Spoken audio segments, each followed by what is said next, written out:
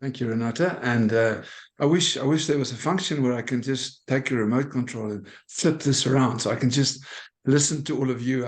I can notice as a type 6 on the Enneagram how nervous I am, because for two reasons. First of all, that I hope nobody will see me as an expert on the topic, because if anybody tells you they're an expert on subtypes or the Enneagram, then please run.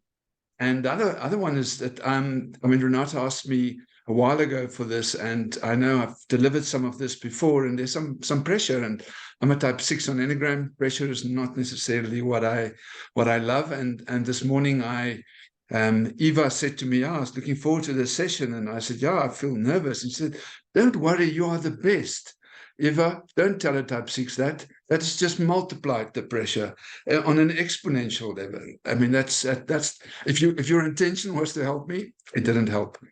But right now we are here, and I'm seeing faces that's very familiar, and I'm seeing incredible people in the Enneagram world. So I hope there'll be some value. And Renata, yes, I think mindfulness is so important for me, not because of mindfulness, but our energy goes where our attention goes. That's kind of, we know that, that's why I sometimes feel very rested when there's a long weekend coming up, even though I worked hard. So where our attention goes, our energy goes. And our Enneagram type is quite an indicator of where our attention goes. Your habit, that type of yours often indicates where your attention goes, therefore where your energy will go. And I'm very keen to speak about subtypes today, because my theory is that your Enneagram type kicks in when you don't know what to do, when things are complicated. That's when our Enneagram type comes to the front and help us survive in this world. But when we can't know what to do, it's very different than when we don't know what to do. Because don't know, we can still figure out. It's figure-outable. Something that's complicated, we can figure it out.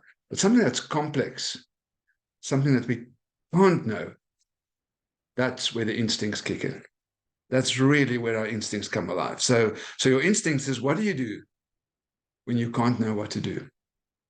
So all of us on this session, in this world, if you manage to log in onto a Zoom session on a Saturday, for some of you it's early, most of you had a busy week, well, it's thanks to the instincts. We're also sitting here.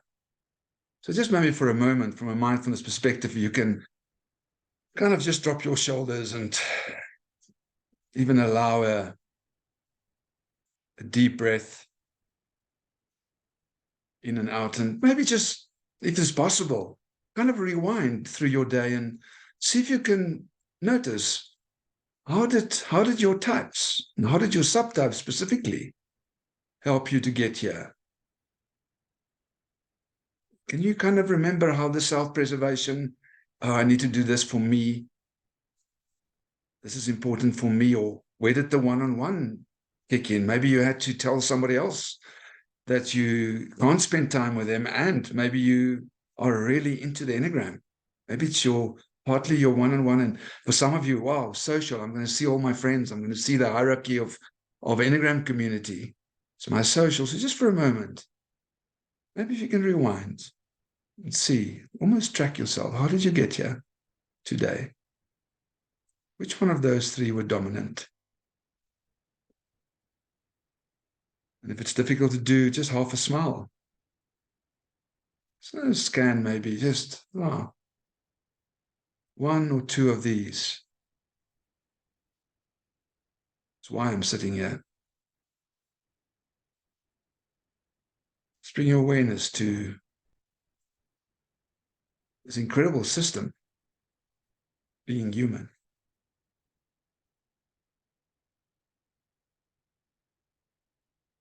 Self-preservation, breathing in, breathing out.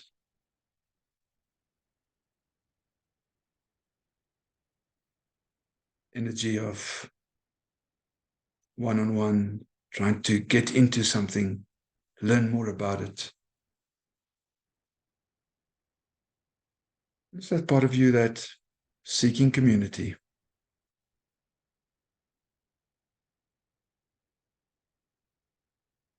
You can even allow your breath to just breathe in and out at its own time. Because that's what our bodies do. It's the breathing, self-preservation, in and out, one-on-one. Let's see what we have. What a social system sitting here.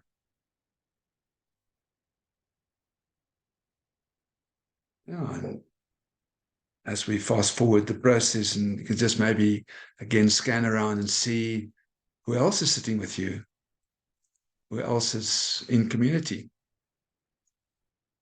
eager to learn more. And scan, you might even wave at somebody. We go through the list and just notice. We're also all part of the social, whether it's a subtype of yours or not. Well, it is one, might not be dominant. Welcome to all the subtypes. Welcome to complex human systems. And I hope today to leave here all knowing that we are not separate from the Enneagram. We are the Enneagram.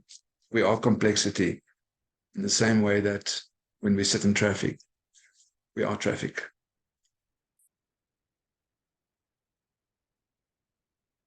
So yeah, welcome to everyone. I thought it might be just good to see exactly what's in the room, Renata. What's the kind of, and I hope some of you've got Mentimeter. I thought maybe let's just for a moment see, what are the types that we have in this room. So those of you who don't know Mentimeter, I just try your luck. Just try your luck, and there's a number you can go to the menti.com browser, but just please see if you can type your number in here. And I can't see now the code. Can anybody else see the code? Because I'm presenting. It doesn't show me the code.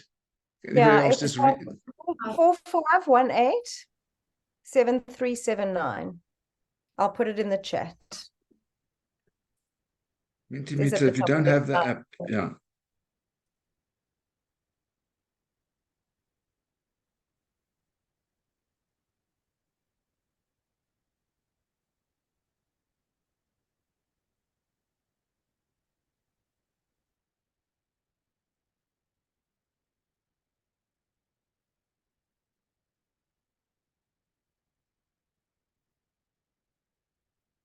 What do we have in so far? One is and this is also informative for me because this is a complex meeting, right? And it's all our subtypes, everything is in there. But now, if I look at this, well, I better have some structure and fun, and we have to go to meaning as well. And only a 4 that would not type in a number 4. I mean, that is so typical of a 4. I mean, it has to be different than all the others. And yeah, so 271. Casper? Oh, 2, yes. So I see that it says you can enter 3 answers. So are you only asking No, for just one. Just one. Please use common sense there. Only one answer. Well, What's your type? I thought maybe we were asking for tri-type or something, but No, there's another question. Tri-type, Casper. My other 2 are definitely here. Okay. And then you'll see if you go to the next one, your dominant subtype. SB, one-on-one, or social. Just your dominant subtype. If you know that, what would that be? Is it SB? Is it one-on-one, or is it social? So this is not stacking. This is just.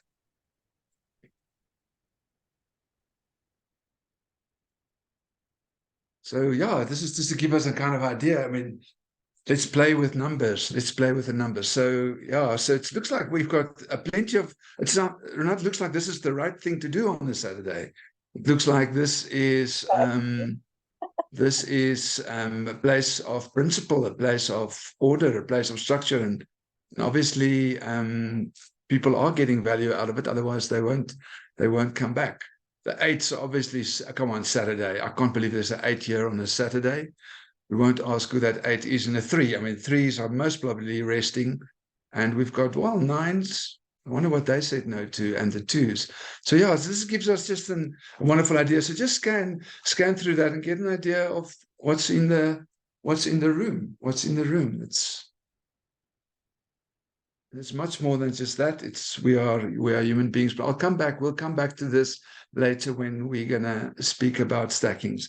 So Renata, the goal today is really for me. I have no idea the depth of the knowledge of everybody regarding the system. I know you all are experts in your type, but we only have 2 hours, and we have a large group, so it is going to be presenter style. I'm going to definitely leave time for questions. I'm going to spend some time on what I learned about subtypes, and maybe we will go in the end about the stacking of the subtypes, because there's definitely more than 27 types. If you want to use Enneagram, there might be 54, there might be even more. But today we're just looking at the Enneagram subtypes. And I got involved with the Enneagram way back in the early 2000s, when we still used cards and asked people to choose cards, and it was like color coding. It was really, it was weird for me as a type 6 that we can type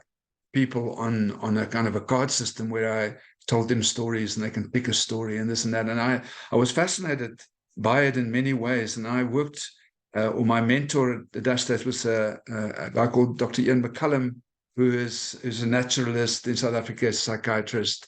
And he he wrote a book, The Ecological Intelligence.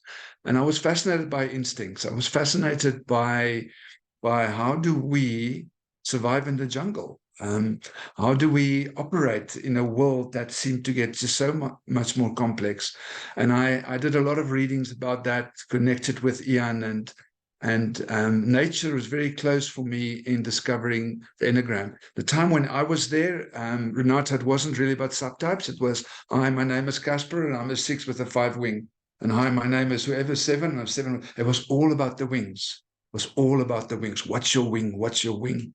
So it was the time of the wings. And we know how it's evolved at the moment. I mean, all the aspects of the Enneagram for me is important.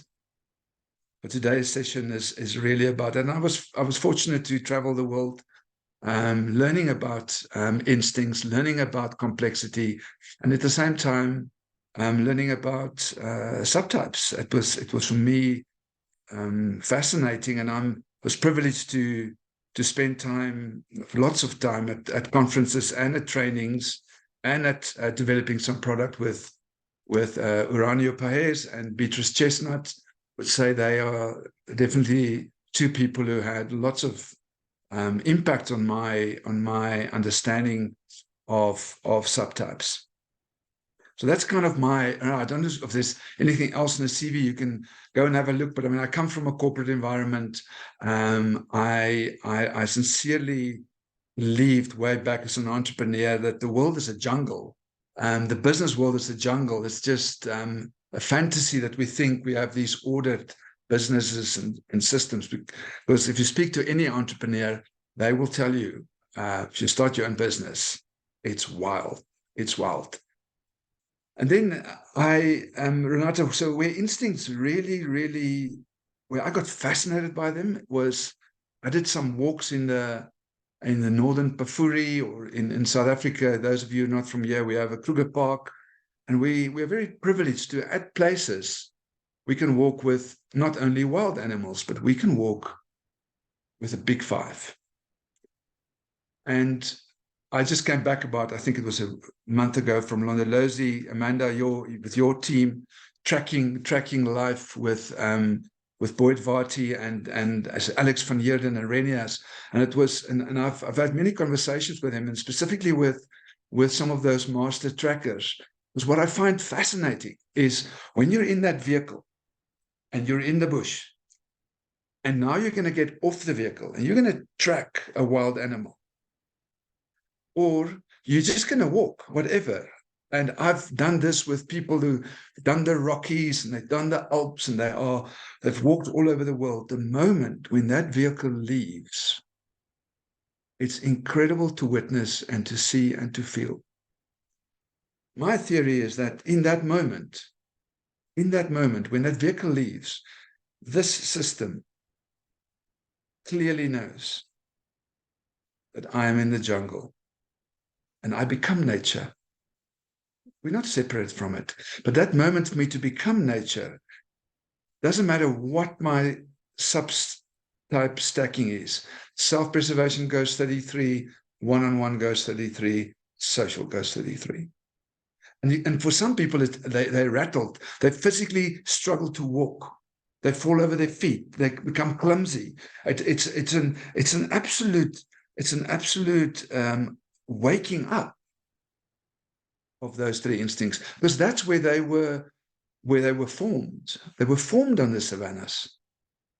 And it's incredible to see, because I've done these walks with people that's very low on self-pres. Even somebody that's low on self-preservation, you won't believe it. They've got water. They look in their shoes before they put their foot in there. They've got their thoughts. They've got everything, which they would never have in the outer world. And the one-on-one, even if you're not one-on-one, you know exactly where's the ranger. You can see the tree. There's elephant. You know exactly where you are. It's amazing to see how you are absolutely intensely one-on-one with nature. And our guide doesn't have to say, stay in a group, because if you don't stay in a group, you are food. And it's amazing how quickly that it happens, almost instantly. And then we would walk, and those three instincts are there. And for some people, they find it very difficult, almost unbalanced. And then by day 2, you start getting, okay, now I've got this, I've got it tamed, we're not in the wild. And then suddenly the ranger say, hey, in a group, please. Because people then think again, because there is, for me, where I got fascinated by this is that I think we've tamed our instincts because we live in a zoo, and we think we can live only with one or maybe 2 of them. And that's where my fascination comes with it, is it's really the link to nature. So I'm going to present to you some of the material, and I just wish we could have more conversations as well. I'm going to get you into groups so you could maybe in groups have some conversations. But let's go. Unless there's maybe just one, or Renata, do you think these people need to get together and just for a quick moment say hello to each other in smaller groups, or not? You know this group much better, or should I just kick off? I think kick off, Casper. We do Okay. usually do a small group, say hello, Okay. but I would rather we spend our time learning from you. So, and we'll meet in groups at some point in the Good. session, I believe. So we're good. Fantastic. So just the 6, a little bit of doubt whether we should carry on. Thank you for the 3, Renata. It was always fantastic to work with. It's always fantastic to present with you, because it's just, that other side of me that I'm trying to develop. So this, I named it Beyond the Subtypes. Let's go beyond the subtypes, because there are many other aspects of the Enneagram, but let's tap in. And I hope most of you knows a little bit of the subtypes. So this is really, it's work from B, it's from the Enneagram Institute, Ouspensky, Carl, Ian McCollum, IUQ, Claudia and Ronio Pace. So just know that this work is not all just my work. It comes from so many different people, and I want to honor them in the Enneagram community. I got this up right in the beginning, is just to again say that the Enneagram for me is a living system, and I think the Enneagram will be different after today. On a very fractal, it might be an atom level, but the fact that we're having these conversations, for me, it not changes the system, but it transforms it. It shapes it. It doesn't forms it. It shapes it. So this conversation today, it's close to my heart. Enneagram is close to my heart. And this is a quote of Sonia Blichner, one of my colleagues, who said, we trained in the zoo, but we're operating in the jungle. And the jungle is where we need all our instincts. We need all of them. We need to practice them. We have to play with them. We can't just go out in this world with your existing stacking. That stacking should be moving around depending on context. And just this is really the self-preservation one. It's this is just the image I like about it. It's the fallout center. It's kind of the self-preservation energy is really that energy that goes towards the self. It's your bank account, what's in there, what the time is, what's inside your fridge. You don't have to, you're very hardly caught without a warm jersey You have your antihistamine with you. You kind of, it's kind of this. If I'm not going to look after myself, I die. It's where the energy goes. Remember, our subtypes is really where our energy goes. Our energy goes towards looking after the self, because no one else will. And the one-on-one is really the energy goes towards the other. And I think sometimes, Renata, we think this is into another person. No, this the romantic five, the one-on-one five. It could be into music. It could be into poetry. It could be into nature. It could be into the Enneagram. Maybe some of you sitting here today, it's your one-on-one towards the Enneagram that got you here. This is really, and it's also called a sexual instinct, but it's more from a tantric perspective, where the original thoughts of Claudio Naranjo is, it's when you go into the other, that means you can connect with a divine third party. So when I really play this violin in an incredible way in music, I meet God. So it's that place where you'll get to another place, which is a God-like place that you will meet. And then social is really about, what is my position? How do I fit into the system? What's my rank? I mean, how do I keep safe in the system? So it's really a focus. Doesn't mean you're extroverted. Doesn't mean you like partying. It doesn't mean you're this means your energy goes figuring out, how do I fit into a group, and often, what's my position in that group towards the VIPs or the important people in that group, because that is what will make me survive. It's just a short summary of and we're going to go into them into more details. And when we say we're talking about a dominant instinct, and by the way, Renata, all of you'll get the slides. I'm very happy to share these slides. I'm not going to share the stacking slides because I'm a bit nervous about them. That it will be seen. Let's talk when we get there. But so if you feel like you just want to listen, I've got so much information on this. You can just send me an email, and I'm very happy to share everything that I have. So don't feel you have to take notes of anything. So the dominant instinct is really, I use this much more than the other two instincts. And we see, Renata, on most Enneagram reports, a lot of people, they've got a dominant one, and then they've got a secondary one who's often close. Often have two that's at the top and one at the bottom. So I don't really need this instinct. It's there. I'm comfortable with it. I kind of use it in context. It's the secondary one, and then the repressed one it's really neglected. It's not allowed to surface. It's less important for me. That's why if you step off a big five country, it's often for people this one that absolutely makes it difficult for them, and suddenly they become more self-praise or more one-on-one or more social.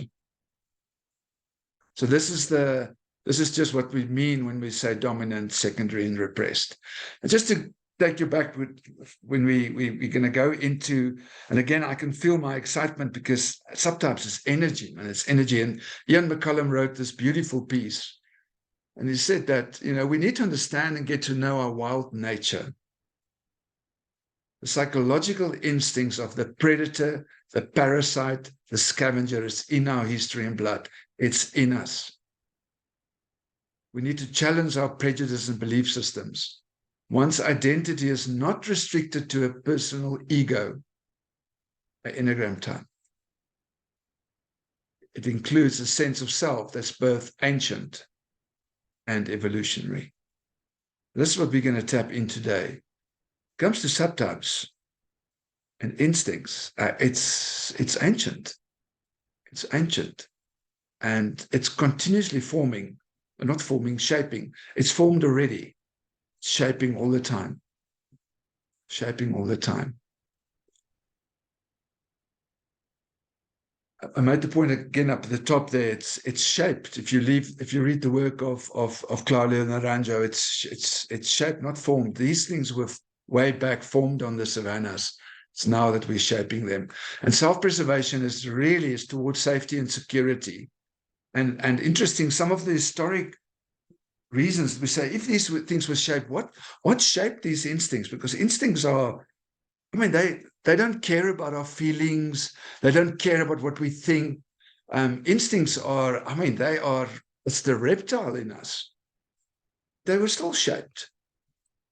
And the historic reasons where the self-preservation, where we think it really got shaped is obviously in war times, periods of starvation, environments of stealing and looting, when there were big disease breakouts. We can even say COVID in a way is a new shaping of it, where people really had to put my mask on, whether I want or not.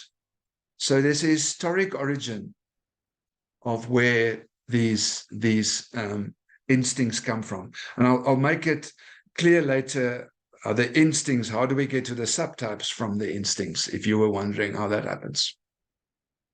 So that's the historic thing. And then there's a spiritual thing. And Ranjo often uses it, Ouspensky and Gurdjieff as well. They speak about the spiritual realm. And they say it was formed because if your self-preservation is dominant, in other words, you are more looking after yourself than what you should. So your self-preservation is really dominant. It's because towards God, you're saying to yourself, to God, you've left me. God, I now have to look after myself. It's a spiritual belief that God has left you, and now you will have to look after yourself. And if it's repressed, really repressed, somebody who is really low on self-praise, we sometimes say that, somebody who's really low on self-praise, it can almost look like they die. They don't have food. They could even look like they're in the gutter. They have nothing. They don't look after themselves.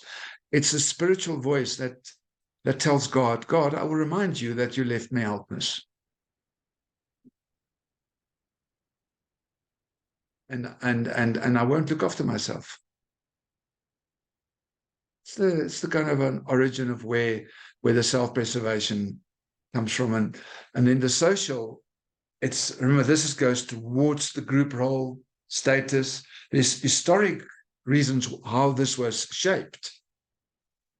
Was through slavery, some of the theories, genocides, apartheid. It's amazing for me in South Africa. Often I also see some of my clients that were victims of apartheid. It's often social. They are social types. So often, because that's how you survived. You were part of a group. You were part of a race, and you had to stay in that race. I think in South Africa we have a party called the African National Congress. A lot of people are asking, how can people keep on voting for a party that's not really keeping South Africa together? Well, a lot of the voters are social subtypes, because I need to be part of a group, otherwise I die. That's it. So that's some of the theories of how that's formed. And from a spiritual perspective, it's almost like, God, you've sent me away from paradise. And now I'm God now. It's almost like I found my own tribe. I found my own people. I can run my own religion. I just need to be part of a group. That is the religion. It's almost we're seeing that in America, that suddenly there's groups that become political parties. Even a newspaper agency, CNN, is almost a political party. Tucker Carlson program is a political party, but it's I'll find my own God. I'll find my own tribe. And if it's really repressed, if your social is really low, well, God does not exist from the start. We are all insignificant anyway. Come on, we're just individuals born into this world. So can you see there's these two different aspects of how we think these subtypes might have been shaped. And the one-on-one is towards the significant other. The historic is periods of rivalry, family feuds, abuse, homicides, revolutions, us versus them, Republican Party versus the Democrats. I think America is a new example for us. It's really splitting into the polarities. So there's an history where there were polarities, and specifically when there were let's call it one-on-one abuse, as times where that might have been formed and shaped. And The spiritual thing is like, please God, don't leave me. If it's dominant, if you're really strong in one-on-one, there's something about don't leave me. I want to fill you with zeal. I mean, there must be energy. It's everything or nothing. And then if your one-on-one is repressed, it's a spiritual voice of you've left me and I don't feel you anymore. It's over. It's separated. I mean, we are separated. It's gone. This is just a very high level thing of these things don't come just from nowhere. It's part of our evolution. And we know that if you're dominant with self-preservation, it's really you believe your life is under threat. You're always on time. You're prepared, focused, skeptical, know what I need. It's an eternal adult, the responsible one, not trusting others. That's if your self-preservation is dominant. Is you are really, that is just, but you can see how that will help me survive in this world. And if your self-preservation is really repressed, well, then you enlarge yourself. It's a workaholic. I'm impulsive, disorganized, underestimate capacity, often late. It's the eternal child and needs taken care of. Dominant is I take care of everything else, including myself. And if it's really low, your self-preservation, then that could be how it manifests. And if it's really dominant as a social, means you seek approval of the group to fulfill your role. Image is important for you. Overly concerned with group cohesion. The group has to survive, and you're valuing the hierarchy, the VIPs. You know exactly who's who in a group that you're interacting with. And if you're really low on that, you ignore groups. You're on the outside. I mean, groups they are needy, want it all. Low social group skills, non-influential, apolitical, individualistic. And in many ways how that can form. Maybe just to make it a bit real, I mean, I'm 57 years old. I was in the army in South Africa for 2 years. I had to fight for apartheid government, and I'm a 6 on the Enneagram. I was very skeptical about many ways, and it was, I think, in those years as well where it formed for me that my social subtype is my repressed one. I'm not good with groups. I don't trust groups. And if we get to a place where there's a big group together and they talk about stuff, I get very nervous and anxious about it because I grew up in a time when we did that. It was most of the time it was to organized oppression. So when it comes to leaders and groups, I'm very nervous and I stay away. I kind of ignore them. So my work is to present and to be involved in a community like this. That's my work now because it's repressed. And it's not necessarily, I'm not going to survive in this world if I just don't want to join any groups. But there's a reason why it's like that. Then the one-on-one dominant, it's intense towards the other life. It can be unhealthy triangulations, irrational expectations, competitive, aggressive, persuasive, seductive. I need you. I need the other. This is dominant. This is how it can look like and manifest if it's really dominant. And if it's repressed, it's a lack of intensity. It's really somebody who's got no energy, boring, very calm, non-expressive, low charisma, goes with the flow, and they keep in the background. It's often, so these are behaviors, so these are traits that we can pick up from these. And I'm sharing this with you. I think it's important to see the background. And I think it's important to understand that when Naranjo and worked on subtypes, it didn't just come from nowhere. It's not a nice idea. There's a little bit of a system under the system to determine what drives behavior and what motivates our behavior. Just again, this is a system in harmony, absolute system in harmony, and we know, and the reason why the system is in harmony, each bird, they manage themselves, self-preservation. They've got a one-on-one energy with the closest bird. and they stick to the group. They move in a direction where the group is. That's why in nature, we so often see the three subtypes balance. Self-preservation, look after yourself, look after a few other, make sure they look after you, and understand your position and relationship in a group. That's so many examples in nature of how those three subtypes are just balanced.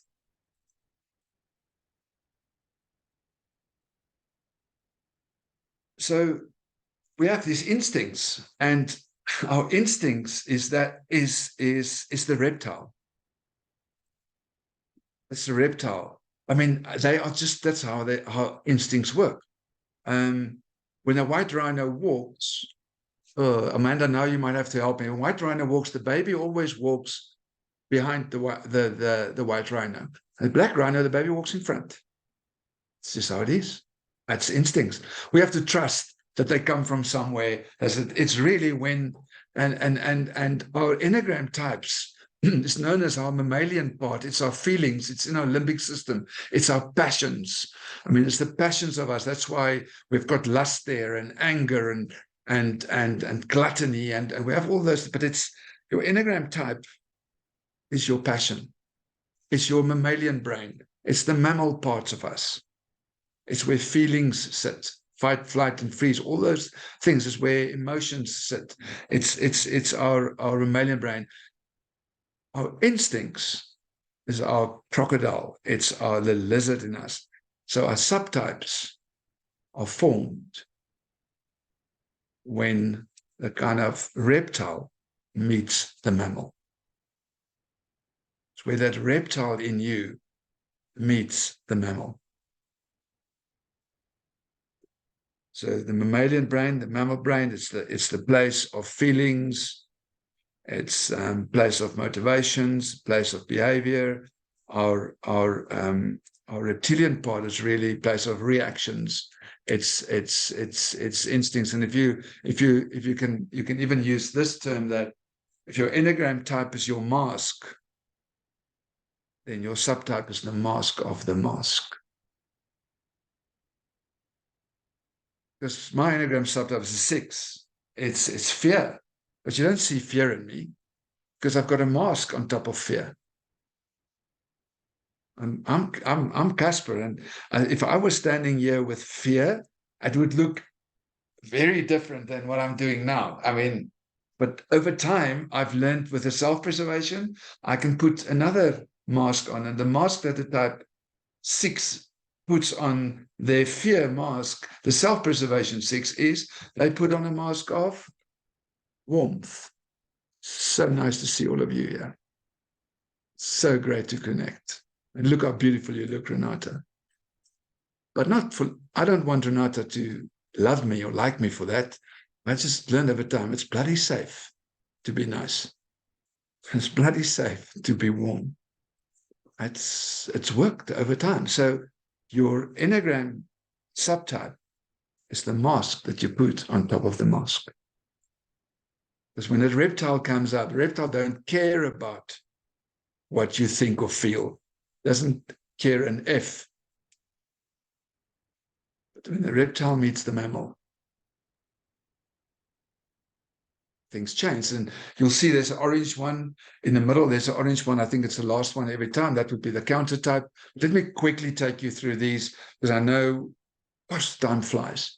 Renata, am I go? Is this good? Can I carry on like this? Is it good? Okay. So when that reptile meets anger, because with the one it's anger. When that reptile for the one meets anger and self-preservation, it looks like worry. And that's why it's called worry by the it's not only just Claudia, but I think Claudia mostly is the one who came up with most of the names. So they would look worried. One can think they look like it must be a 6. No, a self-preservation 1 looks worried. I want to be perfect. We call it also the warm one. I mean, I want to be perfect. I'm not perfect. I can't believe I'm not perfect. I'm angry I'm not perfect. And a lot of their work then goes into making themselves perfect. It's the most perfectionist of the type 1s. They need control over detail. They can look a lot like a type 6, But for them, it's anger and anxiety equals warmth. For the type 6, it's anger and anxiety. Here, it's anger and self-perfection. Comes out as warmth. So I want to be perfect. This is what we call the warm ones, and their real development for them is to work with that inner critic. They have to befriend it. It's really criticism about the self. I'm not going to go into detail with that because I'm going to send you these slides. You can see under development, I've got some tips for specifically a type 1 self-preservation, because a self-preservation type 1 needs different stuff to work on than a SX1 or a social one. We can't just make a 1 everything the same. They are fundamentally different in behavior, not necessarily in motivation, but the work they need to do is often very different. Renata, we can rewind here and say, and that's one of my hesitations with these workshops, is sometimes people get so in love with all the different subtypes and different things. No, in the end, if you're a therapist and you work with a type 1, the essential work of the type 1 is still anger. Go back to anger. But it's slightly different work with anger for the self-paced than the one-on-one and the social. But the fundamental work is anger. So I'm preaching 2 different things. I say, let's find this fascinating and interesting, but the work still lies in the type's passion.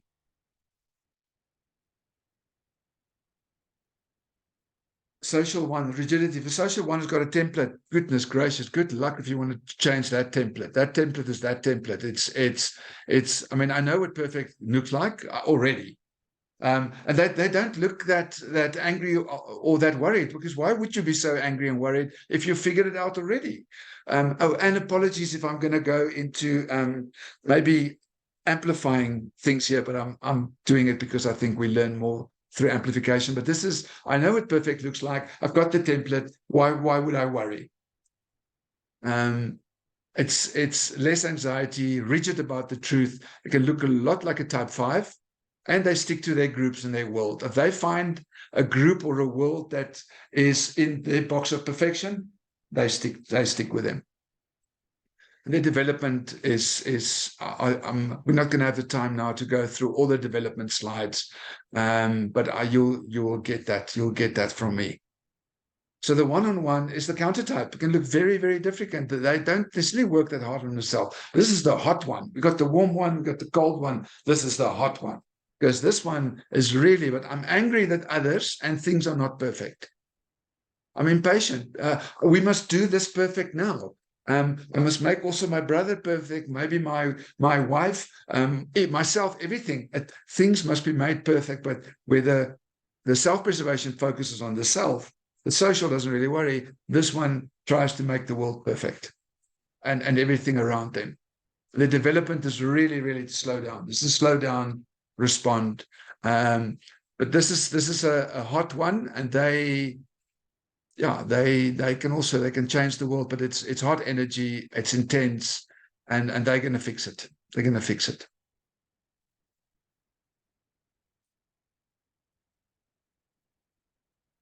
So anger gets channeled to make things perfect, myself, the others, or my environment. Because so many ones here, I hope I did it right. I hope there's no spelling mistakes either. But yeah, so that's the one.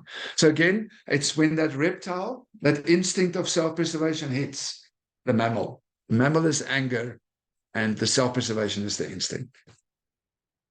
When you get to the type 2s, and the one-on-one 2, they seduce the other.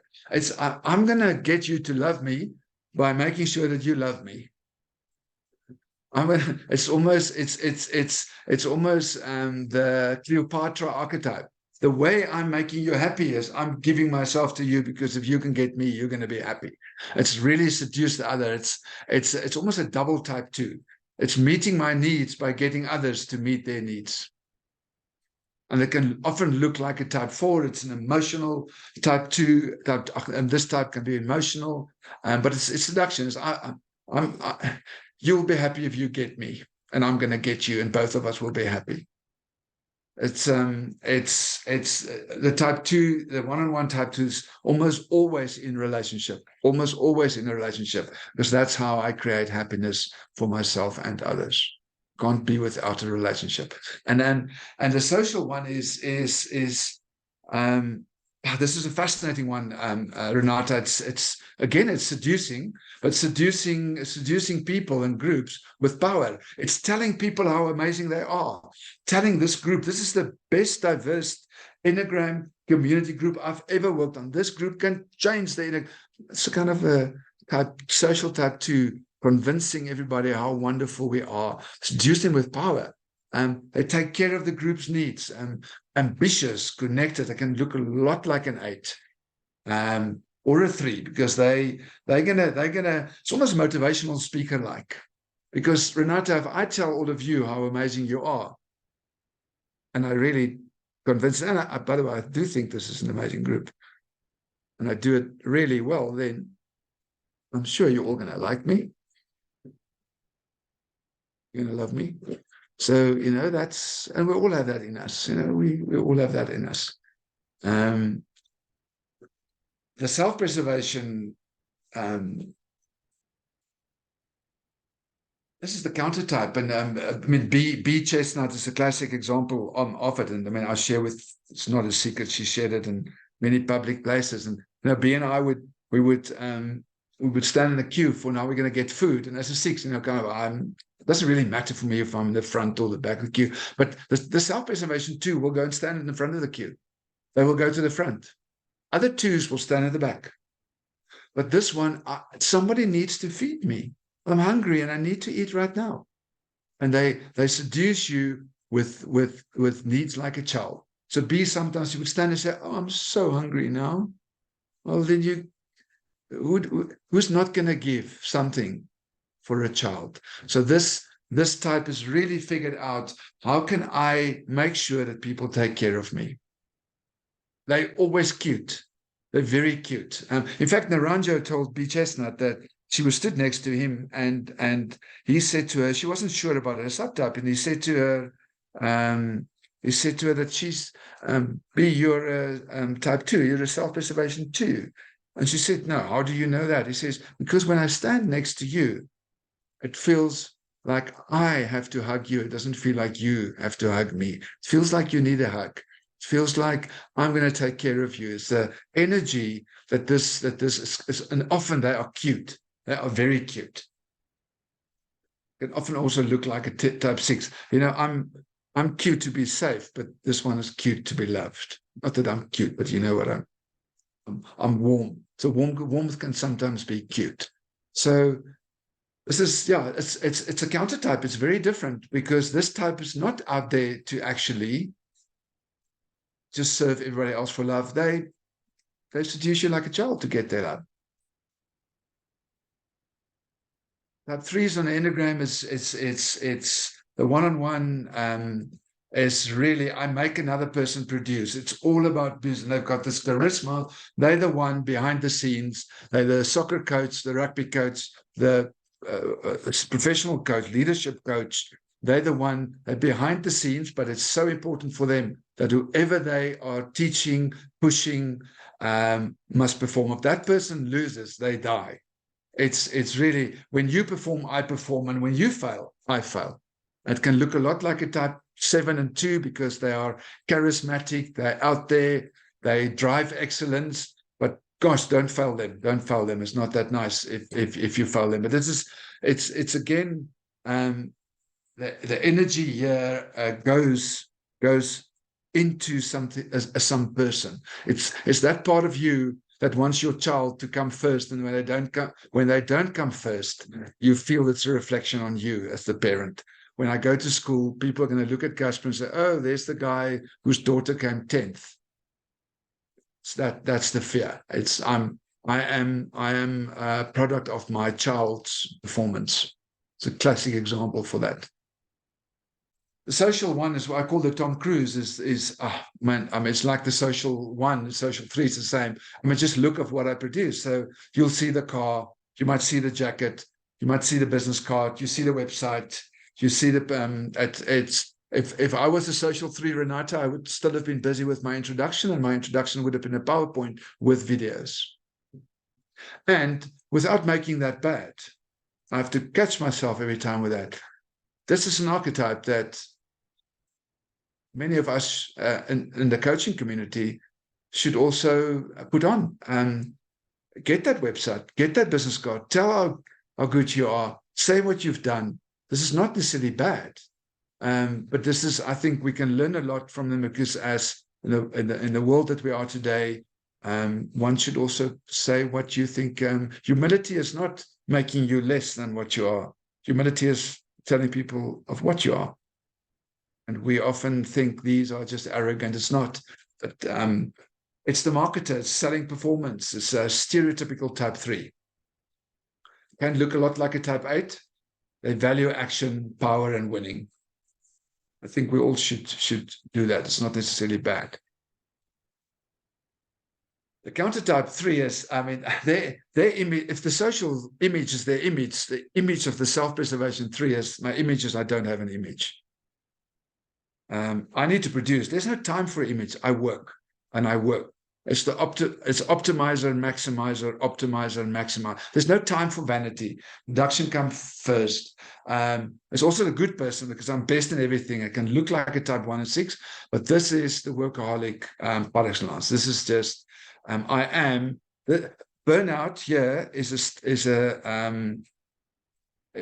if somebody say that, okay, I've burned out, for this type, it's an absolute status symbol. Burnout is a status symbol, yeah. I mean, I'm burnt out because I'm so important. I've worked so hard. I add so much. Everybody wants me. I'm just busy all the time.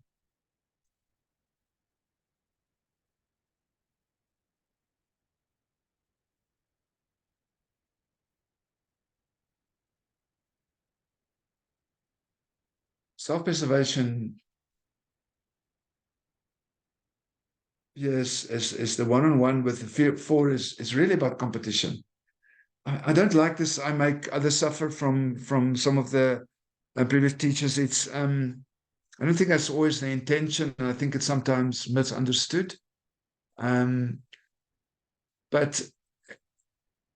some one-on-one 4 said to me, it's more like I make others come alive. I make others realize what life is. It's competition, and it's also called the mad 4. Because they're quite happy with their suffering. They know what the suffering is, and they can't always understand why other people are just happy. So they bring suffering in this world, and they are extremely focused on being alive, being creative, being original, being meaningful. Now, if we really want to double click on meaningness and on inspiration and on vision, well, it's going to take some suffering. That stuff it ain't pretty and beautiful. That stuff is the real deal, man. It's messy. So this type is not really going out to evict pain, but that's what they want. They want to get into the juice of it, into the messiness of it. And a lot of us can experience it as just plain suffering and victimless. So it's called the mad 4. And this is the one subtype that even 8s are scared of. Is the one-on-one 4, and then the social 4 is I'm suffering. They are actually quite open about their suffering, and they would tell you about their suffering as well, and they will tell you again of their suffering, and it is a show for them that I'm alive. I'm actually quite comfortable with suffering, Casper. I don't know why you find it so uncomfortable when I speak about suffering, because suffering is beautiful. I'm taking it all within. I call it the 4x4. So this is the type that would look at a type 7 and say to a type 7, you know what? There's more to life than happiness. And the type 7 would look so confused. They don't understand what this type is saying. But and also, I think the world is a bit in this place. If you drive around in South Africa, if I drive to the airport, how can I not be suffering with the poverty around me? I mean, are we all seeing what's happening in the world? this type does see and also gets energized by it. Not because they like it, it's just they feel alive.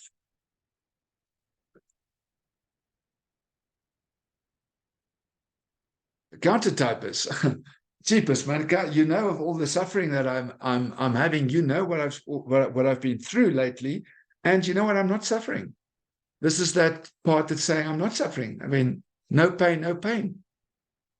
Absolutely no pain, no pain. They look totally different than other two type forms. It's just, I call it the sunny four. I can look like a sunny four, the happy four. They look a lot like a 7. Often mistype as a 7. Often mistype. This is the glad four. Tolerant of suffering, hardly ever complain. I don't suffer, I don't complain. When I suffer a lot, and everybody knows I'm suffering. By the way, I'm also suffering. I just don't realize it or don't acknowledge it. What I then do is I don't complain. And when everybody knows how much I suffer and I don't complain, I get attention. Well, the social four, everybody knows I'm suffering. I'm complaining about it. I get attention. This type, everybody knows I'm suffering. I don't complain it. And I get attention. You know, one-on-one is more wake up to everybody. Wake up, there's suffering out there.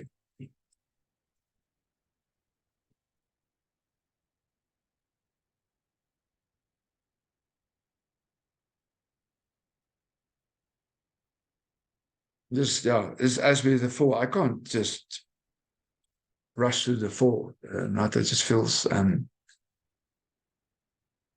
we're going to the thinking center. So maybe just for a moment, just notice for yourself where does this landed for you? Maybe you're suffering right now with too much information.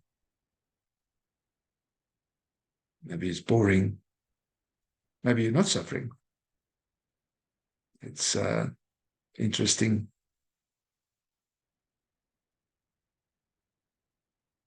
Normally at the 4 and 5, it's a place to pause.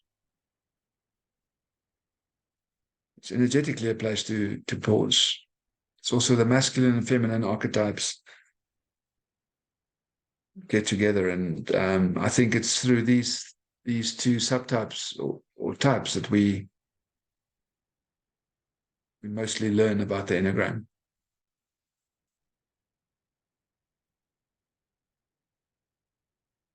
As we know, instincts meet the mammalian brain, which is absolutely in the 4.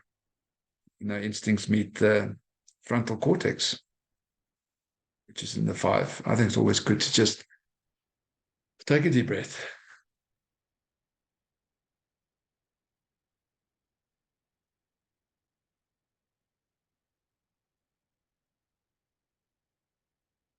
Just know that these subtypes,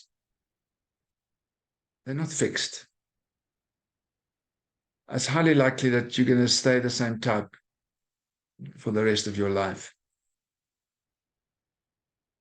But I think it's good for you to, on a regular basis, check where your subtypes are. They're not just all change on one weekend necessarily, but I think we should play with them. We should allow the repressed one in. We can open the doors for them. And I think if you for the rest of your life stay in one stacking, then not that it's not good, but it might be difficult, because I think they are moving. They are moving relative to context. And this, a lot of our real work lies there. And it's amazing if we change something about it, just something small, can have a very big impact on our behavior, on our maturity, on our lives. So my invitation is also not to judge and the rest of it, the dominant one or the one you don't like. It's all of them are just part of a living system.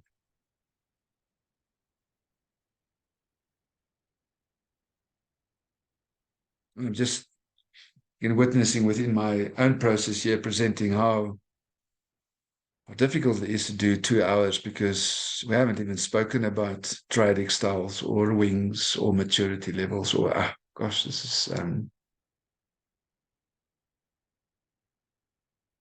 it can feel very complex, but it's not. I think it's beautiful.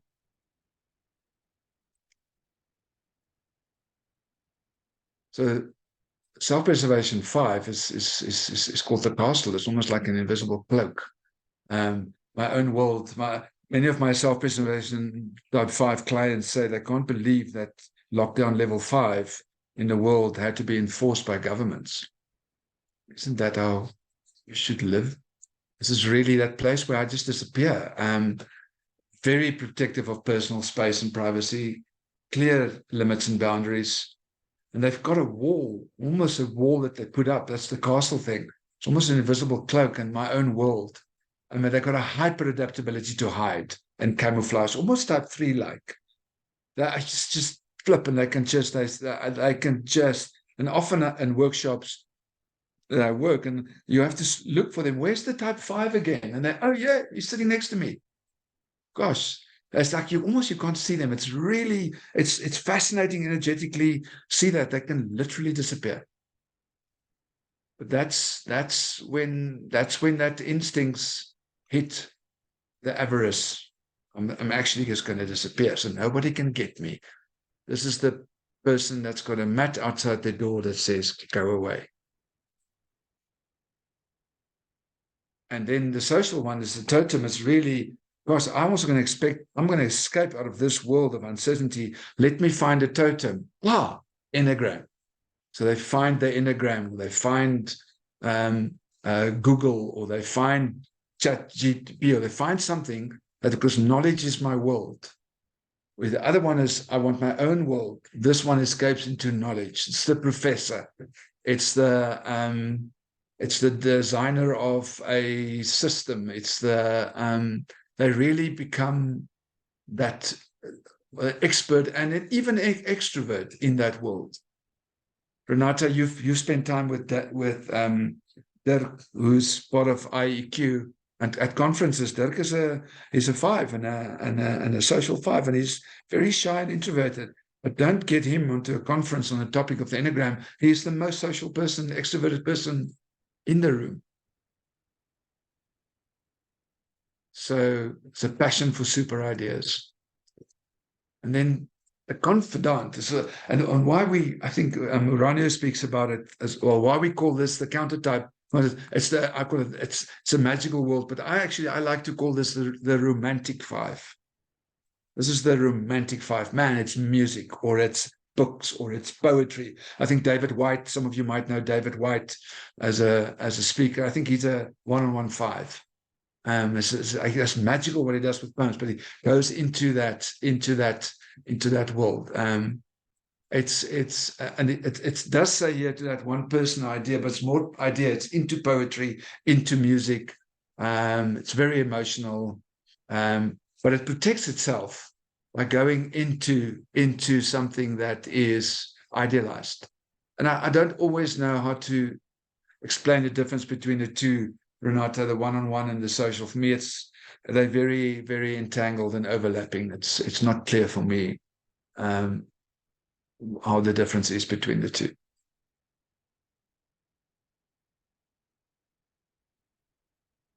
The 6 is warmth. I doubt my own ability, and fear that self-preservation hits it. And I know if I can just be warm on the outside, cold heart and feet, ready to escape. But it's not entirely true. I'm also warm. I mean, it's not that I'm just cold feet. Lacks courage, plays safe, always in doubt. I mean, I believe in doubt. Endless questions. And it can often look like a type 2, but a type 2 has got a relationship fears, while the type 6 has got a world fear. It's all the fears. It's not relational. And they often look very much the same. And these 3 subtypes are ones we know best, because it's the fight, flight, and freeze. Duty 1, I doubt and mistrust in people. Where the self-preservation doubt themselves, the social doubt people. I think this is Elon Musk. I doubt even the world. Let's go to Mars. I doubt people driving this Tesla self-driving car. This is the Uber system, Tesla going to Mars. This is the SAP principle. It's just, we're going to avoid uncertainty at all costs. We can't trust people. Let's create an app or something that we cut people out. This is AI, it's German efficiency, and it's no trust in humans. So this is a very strong archetype because it's create big systems, and we are experiencing at the moment that could in a way control the world in many ways, because people should stay out of decision making. And then the one-on-one is, so if the self-preservation one is, I'm 60% sure, no, in fact, I'm 50% sure, this type is 120% sure. Now, if you have to be 120% sure, how sure are you? If you're 120% sure, yeah, sure. That indicates you're not sure. So this is fascinating, no doubt at all. Best form of defense is attack. It's the counterphobic, but they look strong and beautiful. To be beautiful and strong is strength. They keep danger at a distance. It's the crazy rebel who can look like an 8 and a 4. But that it still comes from fear. Instinct hits the one-on-one, or that one-on-one instinct hits the passion of fear, and it's going to be attack. It's into the other, into the fear. Remember, we said the one-on-one is into something. The self-preservation is towards the self, and the social is to the group. This is a classic example. It's very easy to understand the subtypes, Renata, when you look at these three. It's very easy to make sense of it.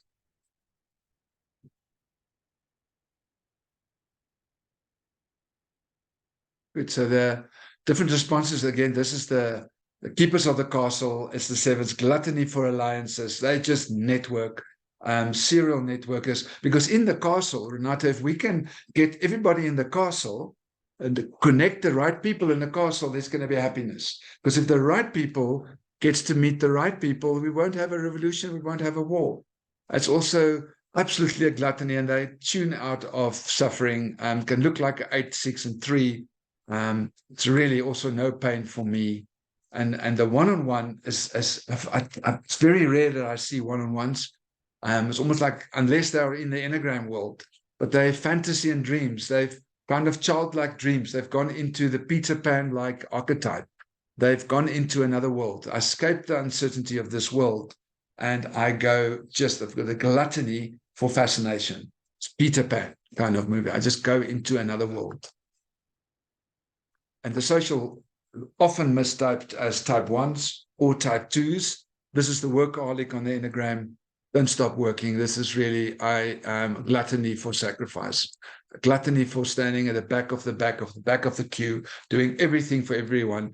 Even the type 2s can't compete against this type. This type does everything for everyone. If there's a queue and the type 2s would stand in the back end of the queue so that other people can eat, this type stands at the back of the queue after the people at the venue has also got their food. This is really almost a martyr-like place. It's a gluttony that there should be no pain for others.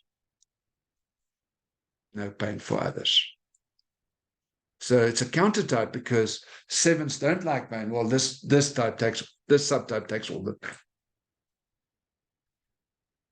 Then the type 8s, I'm going a little bit faster because I want us to get to the stacking and the stacking conversation.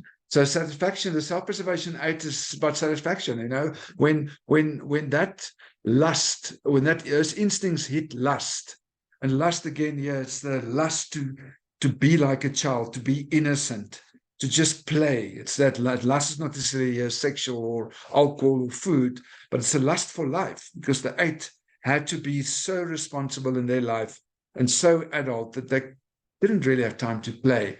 So it's like it's almost childlike. If they want something, they're going to say, "Give it to me, give it all to me." It's the big daddy, the male lion, no tolerance or patience. I know what I need. Others need me, and I'm going to take it.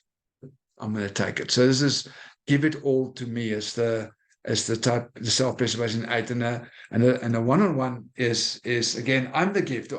I'm gifting myself to you. It's not that I'm the gift. If you have me and the team, then I give all of me for that team. I give all my resources. Use me, abuse me. I'm here. It's not only I am the gift. I have a gift, and I'm willing to share it all. Sits at the head of the table, wants everybody's attention.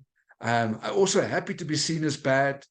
Power is important, emotional, but they can look a lot like a type 4 and a type 1. And then the socialists, they're different. It's not give it to me. It's give it to us. Give it to us. It's the mother lion. This is the mother lion for the pack.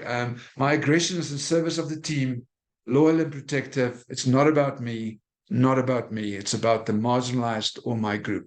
This is the mother instinct looking after her family. Very different than the other two. It's the mother lion.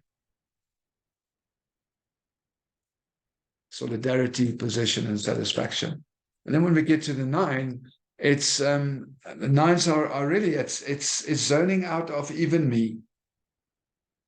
The self-preservation 9, it's appetite. So it's really it's a zone out of even me, because I can't deal with this world that's so disharmony. The disharmony in this world is just too much. I'm angry, but I can't even be angry. So better for me, because anger is my biggest fear.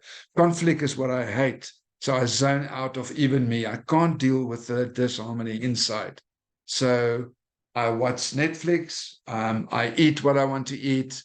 I want to sleep. I'll be mad at someone for being mad at someone else.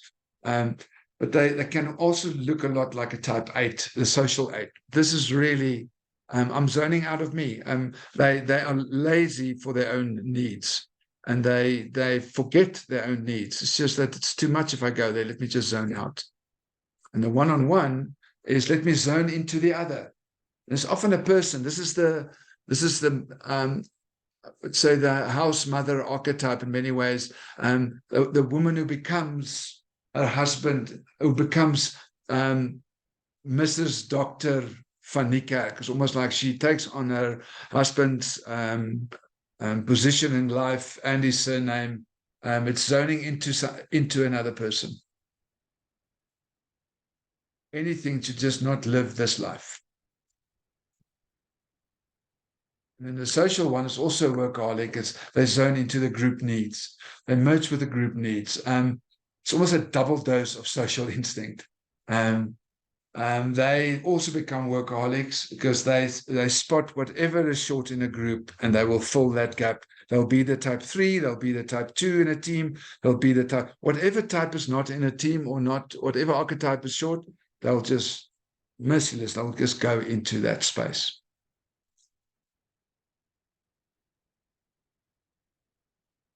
And so now, what I would like for you to do, and then I think, Renata, we can just go into maybe a 10-minute group. So I would like you, because what I've done with these slides now, those are all the subtypes. And if you're not new with, if you are new with the subtypes, you're new with the Enneagram, please don't worry. Play with this, have fun. This is not an exact science. I think playing with it would help us learn as much as we can.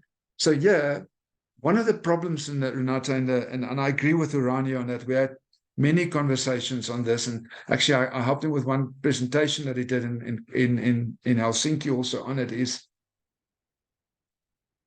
type descriptors. We say, if I say to you that somebody is a nice person, happy-go-lucky, fun and games, mostly cheerful, we might say it's a 2. If I say to you somebody's intense, controversial, we say it's a 4. No. This is somebody with a specific subtype stacking. We think focus is the type 3. No. There are other types who are also. Depends on the subtype stacking. So take a photo for yourself of A and B. You're going to type yourself now. We're going to tap your own stacking. You don't know what it is. I would like you to take a photo of A and B. Then I want you to to go through A and B, there's also going to be a C and D, so you're going to have to take another photo. So there's A and B. I hope all of you have taken a photo. There's C and D. Now you would think on the left, closed, discrete, quiet. C is a type 5. No. C is any type with the stacking like that. So look at C, look at D, and also E and F. I'll go through them again. There's E and F. So I would like you to type yourself which one, you're stacking, but you don't know which one I'm referring to here. So your stacking, for those who don't know, what's your dominant. Then there's the second one, and then there's the repressed one. Some of us, our stackings are quite close to the same. If you're not sure, just guess what it is, or see if you can just type yourself on them. So that's A and B. After the break, you've got to come back and say if you're A or B, C or D, E or F.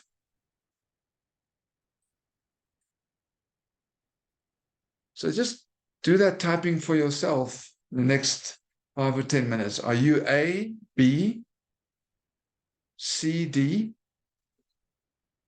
E or F?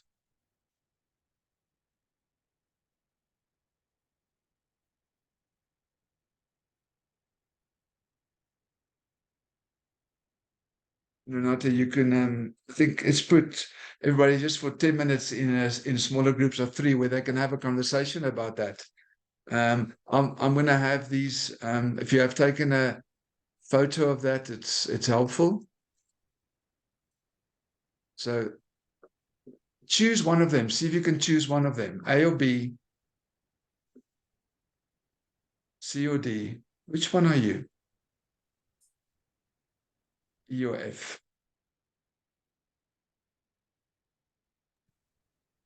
All right, so 10 minutes in breakouts, Casper.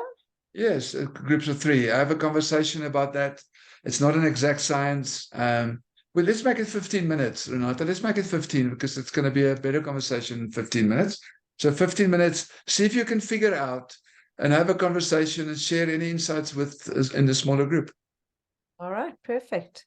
So we've got rooms of 3. There's one group of 4, and Fantastic. 2 that somebody else is going to join in a moment. So yeah, 15 minutes. Look forward to hearing the reflections afterwards. We're going into breakout in 3, 2, 1. I see Hilda's leaving. Okay.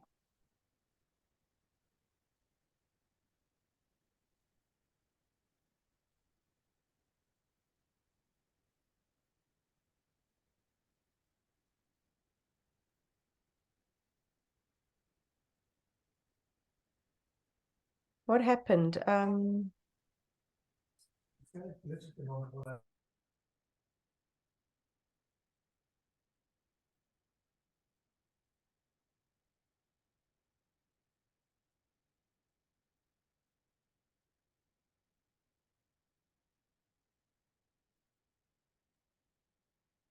People in, Renata?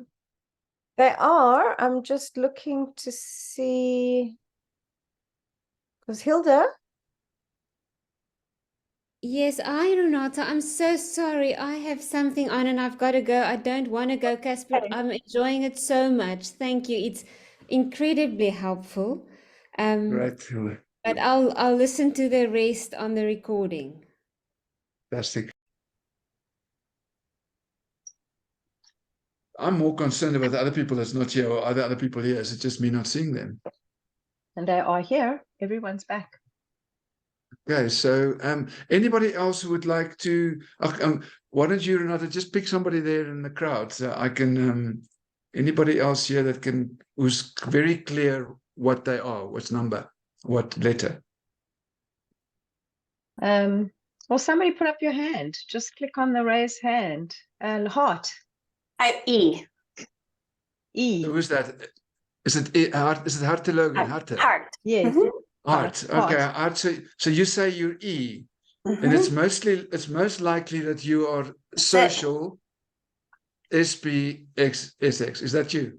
100%. So what it means is when we say good guy, good girl is the type 2, no, it's any type, even an 8. with that stacking. If we say somebody is a server, we also say type 2. No. It's any type with that. If we say problem solver, no, it's not a 6 or a 5. It's any type with that stacking. Procrastinate 9. No. Any type with that stacking. Anybody else wants to have a go?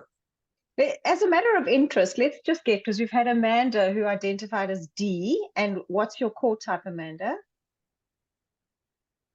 So that's, yeah, I'm a self-preservation 4. Okay. Just remind me, secondary on that stacking, was that So secondary or was that one-on-one. repressed? No, it's self-preservation, one-on-one social. Yeah, so But spot the on. point here is, we would. You said what type did you say? Self-pres 4. Yeah. So responsible. That's not a word we're going to put necessarily to type 4. Organized is not what we're necessarily going to put to type 4. Planner is not what we normally put to a type 4. No, it's not for a type 4. It's that stacking. And I think why I'm so passionate about this, Renata, is we need, and I'm with Arani on that, we need the most basic descriptor name for a type, the most basic that we can get. Because enthusiastic, visionary, as an example, I'm not blaming IEQ, I'm talking about all the other. No, don't put enthusiastic in front of it, because it depends on, there's a Elsa, can you raise, Elsa raised her hand.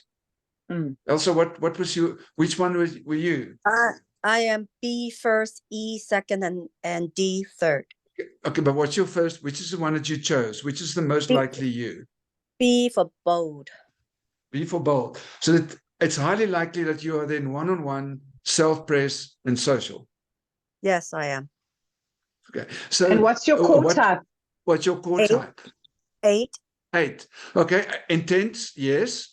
Controversial, yes. Conflictive, yes. Well, yes, unpredictable, high energy, focus. 8s are not always focused. Go for their own, not group ones. Yeah, materialistic, not necessarily materialistic. It's assertive. So this is not 8. This is, all these can look 8-like. No, it's any type. Okay. Yes, Fiona. Yeah, hi. So going through the slides, I selected D for dog as the one that most represented me. But if I look at my Enneagram assessment, I would fall under C. So my social is much higher than my one-on-one. And I'm just wondering, did I miss something, or is that just natural? When did you do that assessment? Feb 21. Ooh, there was a pandemic since then, and there was lots of stuff. And no, they should move. I mean, it's not an exact science. So I mean, find this interesting. Don't see this as fact or a template. I think it informs your transformation or your journey. So okay, it's interesting. I was more there, but now I might be moving there. What's happening to them? I think it's just informing. And again, this is not an exact science. That's why with these slides, I mean, it's developing. I mean, I don't want to say this is what it is. I think conversations like this helps. So we might have time for another 1 or 2, but then I want to show you something Lee's got else. her hand up. Lee's got her hand up. Yes, So Lee. I had B, Casper. Yes. You can go to B. Well, just for a moment, it's not because I'm a 6 and a warmth, but Lee, it's so fantastic to see you. Anyway, okay. So which is the one that you choose? Thank you. B, but I know, having worked with myself in the Enneagram for many moons, that self-praise is actually my neglected. Okay, so you might not be this one. You might then, are you saying A? Well, it's interesting, but just looking at the word. Interesting. And I have to just say, from a statistical point of view, I feel the words are a little bit few to really look at the 3 stackings, but that's just my own perspective. Absolutely. Yeah. So this is where we have to, I think, take lightly, Lee, for me, is to describe a type based on behavior and based on these descriptors is dangerous, because types are really about motivation, and it brings me back to the real work. I'm sharing all of this because it's the 7 in me that's so excited about the Enneagram. It can go in so many. It's like the most beautiful explosion of possibilities. And at the same time, if you're a type 8, you come back to your work, or type 1, go back to the passion. That's where the work lies. This is where we can transcend and be excited and be inspired and be imaginative. But your real work lies in the type. And at the same time, I mean, it's not to describe people from the behavior, say, oh, that person must be a type 8 because they are rebellious. I think that's what I learned from this. And then just some tips that I find, and with clients that I've worked and with people I've spoken all over the world, is if you are self-preservation dominant, risk a little bit more. Let go of the need to control, engage more deeply with others, reach out to groups. Again, you'll get these slides. Focus on innovation and creativity, be less self-sufficient. I'm talking to myself here. Become more relaxed about forgetting, Casper. I mean, anxiety is everywhere. And Casper, sometimes don't over-prepare for a workshop. You can under-prepare. It's okay. Trust yourself more, and don't always take a bag with. Play with coming late too. Don't always take a bag with and play. What is it? What happens when I come late at the social gathering? Fantastic things have often happened with that. But it's play with that. And if you're social strong, you're really social is your dominant. If self-press is your lowest one, if you're in this group and it's your lowest one, moderate risks. You're not going to just survive by taking all the risks. Look after yourself a little more. Go for that massage. Time management is important. Organize. These are great tips for a coach when they know that their client is irrespective of type. Forget about the type. If the instinct is regressed, yeah, this is great work. If any of these change a little bit, it's got a fractal impact on the type. Pack a jersey for in case. And you know what? Take something extra for someone else too. So that's the kind of I'm making it make it sound light, but if we do these work, it's fantastic things that happen in our subtype stacking. Subtype stacking can move. It's not type.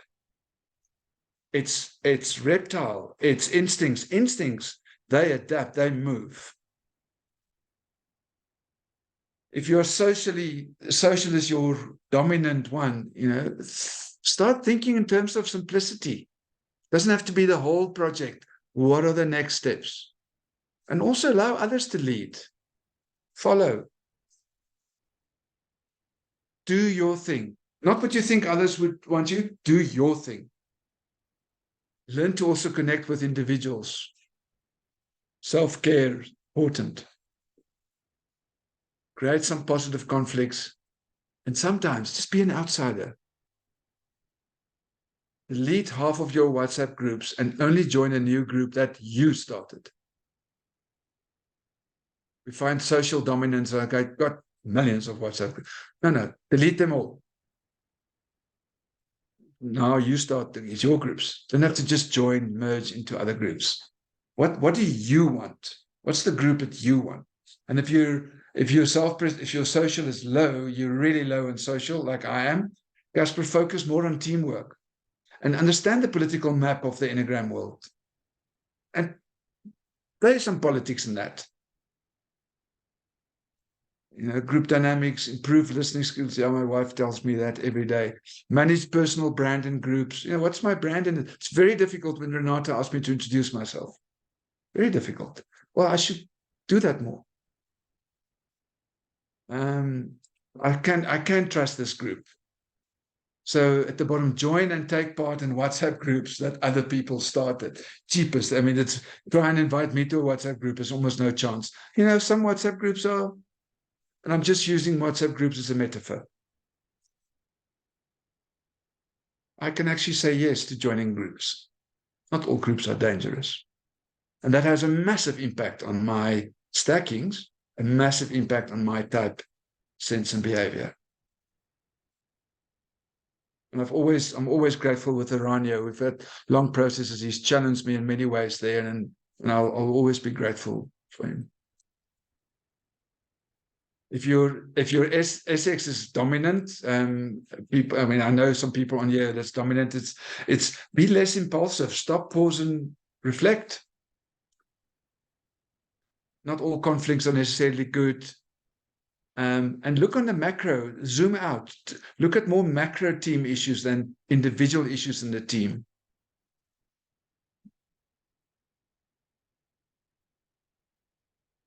Receive and ask for support when you feel threatened. Often this type, when they feel threatened, they take it on. They retaliate. No. If you next time you get taken on by somebody else or something, ask for support when you feel threatened. People will help you. And be aware that your body language can sometimes be intimidating. Yeah. So let me slowly take a step back and see what happens. This is really that energy. Let me just slowly take a step back, not take a step back, gently. And if your SX is repressed, well, stand up. Learn how to be bold. But hopefully you'll do this with a coach. You'll do it with support. Access anger and confront. Sell yourself. Put your opinion on the table. Body work works fantastic. If you're low on SX, body work, kickboxing works fantastic. I've got 2 clients low in SX. Kickboxing has done more for them than 10 years of therapy. And guess what were both of them doing as a sport? Yoga. No, if your SX is low, your life is yoga. I mean, it's great, go and do your yoga, but not as a development or an exercise. And I'm stepping in now. So, and again, I'm joking a bit, but it's got a massive impact if you can play with the instincts. Fantastic. You'll get that. I think one of Ouspensky, and I want to end with that story. It's just your Enneagram type is this Enneagram type, and we can actually develop. All of them can look like us. So stop sharing is when it comes to the instincts. I think it's Ouspensky and the book about the miraculous he wrote about. I'm not sure if Gurdjieff told the story or if Ouspensky told the story. But when we walk with the instinct, the story was told when you walk with a monkey, a wild little monkey that you found on your farm, and you walk into the supermarket. We can also say with a little child that is rebellious. If you walk with that monkey being one of your instincts, if you have a tight leash, but a strong leash, you tame that monkey, you've got that leash. We all know what it's going to look like with a tight leash on a monkey in a supermarket. It's going to be chaos. Other alternative is you go into the supermarket with no leash, you and the wild monkey, it jumps off your shoulder, there he goes. It's going to be chaos. Oh, we should walk with the monkey or with our instincts, also maybe with our types. So you put your pinky, just your pinky, on the back of the head of that monkey. You ground yourself, being in all 3 of your subtypes and your type, your grounded self. You look at that monkey, and the monkey looks at you. Take a deep breath, and the monkey knows exactly who's in charge. That's how you walk with the monkey. So the work is in your type. If you're grounded, knowing what your stacking is, knowing how they dance, knowing your type, you can take the monkey out. But you have to be in your grounded self. And I think we often need a little bit more than the Enneagram for that. It's not just the Enneagram that's going to help us with that. But these instincts are primitive. They don't care how you feel. When you're going to work with them, play with them gently. Play with them gently. Be curious about them.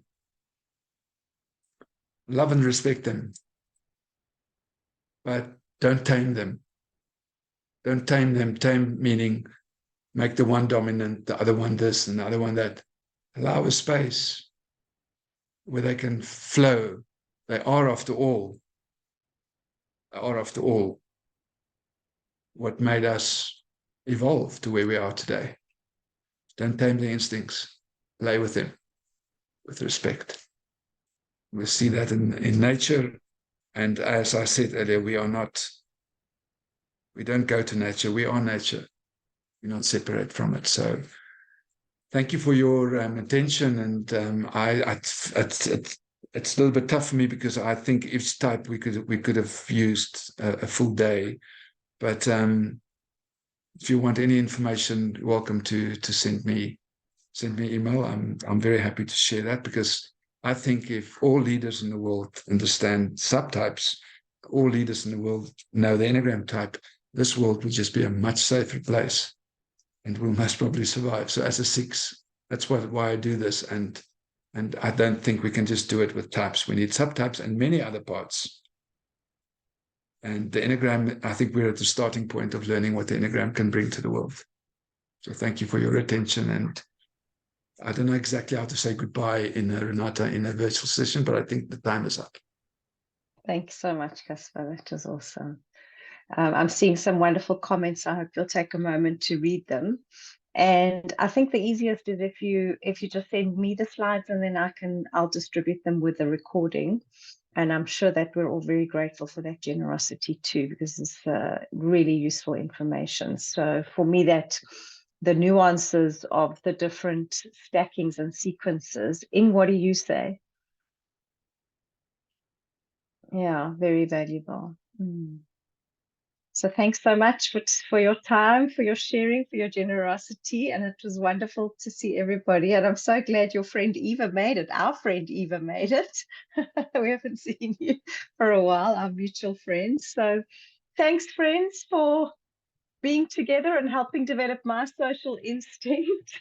Thanks, Ing, my partner in crime, for being in this with me, developing my social and my one-on-one. I couldn't do it without you. And yeah, Ingrid's doing a session next month. Ing, tell us a little bit, give us a sneak preview.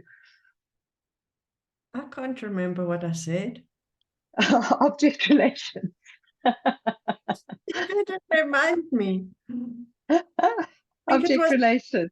Yeah, okay, object relations. Cool, great. Is that it? That's all we say. All well, right. the object relations are the absolute foundation of our type, because that's where our earliest preverbal primary wounding occurs. So the object relations give rise to the heart wound and to our instinctual distortions. And then our type is layered on top of that. So understanding the dominant affect, which is the object relations, and the way in which we are wounded in those pre-verbal earliest days really helps us understand our obsessions and preoccupations and our compensatory strategies, which is our type. Great. So looking forward to Gabrielle, welcome here. Don't miss Ingrid's one. Gabrielle, please break note. Don't miss Ingrid's one. Good to see you. Good to see you here too. Lekker, see you there. Great. Thanks again, Casper. Thanks all. Love you madly. Well. Bye. Thanks so much. Adios, amigos. Thank you. Bye-bye. Thank Bye. you. Thank you.